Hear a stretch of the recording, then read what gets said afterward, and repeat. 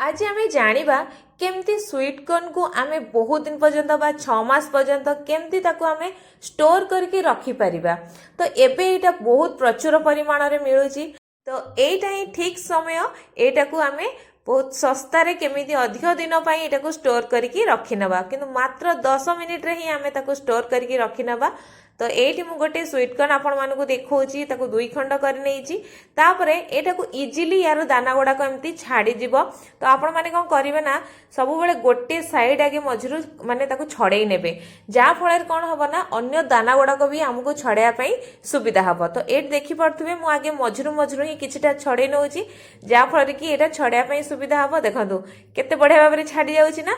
जदि आपण मैंने एमती छड़ाई चाहूना ताहले आपण माने गोटे छुरी नेबे आउ तार गोटे लाइन को पूरा छुरी रे काटिदेबे। देखिए तापर बढ़िया से एटा छाड़ी जीवो। तो ए 4टा स्वीट कॉर्न को एमती भल भाव में छड़ेई रखीछि एठी। तापरे एपटे देखंतु मु कड़ाई रे किछि पानी को मध्य एठी गरम करके रखीछि बा ताकू मध्य एमती टक टक फुटिया पई एमती छाड़ी देबे। तो पानीटा एमती फुटुथिबा ही दरकार। तो ए स्टेज रे हमें कोन करबा ना एथरे दे देबा गोटे चम्मच लूण आउ पूरा छोट 3 चम्मच मु एथरे दे दोछि चीनी। चीनी ये दबा द्वारा कौन हम ना जो आमर स्वीट कॉर्न जो ओरिजिनल थाए ना स्वीटनेसटा तो ये ही रहीटा तार मीठा अंशटा जीवनी ता सहित चीनीटा आमको सुविधा करता कौन बहुत दिन पर्यंत या रखापी एटा प्रिजर्वेटिव भाया यहाँ कम करें। तो ये आम कौन करवा ना तो केयरफुली आपड़ सबूतक ये स्वीट कॉर्न को पकई ने कहीं ये पानी बहुत गरम अच्छी तो हाथ को छिटकीब। तो से सबूतक ये केयरफुली पकई नहीं तापर ये गोटे जिनस आप मार्क करूँ आम स्वीट कॉर्न पकई सारापर यहाँ एमती पूरा तले बसिकी रही। तो यहाँ को आम कौन करवा ना पूरा ये हाई फ्लेम रे ही आप रखिए आउ 3 ରୁ 4 मिनिट कौन करेंगे ना भल भाव में फुटियापाई देवे। आ कि समय पर देखिए स्वीट कॉर्न आमर ऑटोमेटिक सबूतक ऊपर को उठी आसी जहाँ फल कि आपण मैंने जानवे ये स्वीट कॉर्नटा माने पूरा कुक हो जाइए आटा माने पूरा रेडी आम स्टोर करके रखापी। देखो ये मुझे 4 मिनिट पर देखुची स्वीट कॉर्न गुड़ाक सबूतक ऊपर को आसी जाइए।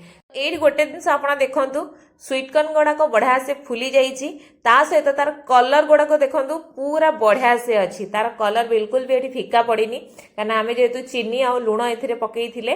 तो एबे चलतु नेक्स्ट स्टेप रे कौन करवा एटा अभी गैस बंद करनवा। तो एठी मु नेइछि गोटे बड़ जगह रे बहुत सारा ठंडा पानी से मु बरफ मध्य पकईकी रखी। तो आपण माने देखि परथि बरफ भी भासुची।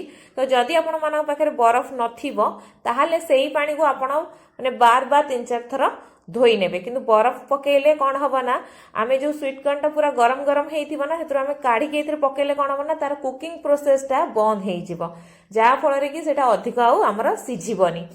तो ये सबूतक मुझे कौन कर छाणी नहीं। तो ये देखिपे आमर केते बढ़िया भाव में यहाँ आमर माने बनी जाइए। तो यहाँ स्टोर करके आम रखा। तो ये नेक्स्ट प्रोसेस आम कौन करवा ना एमती गोटे मुझे नहीं जाऊँगी स्टेनर।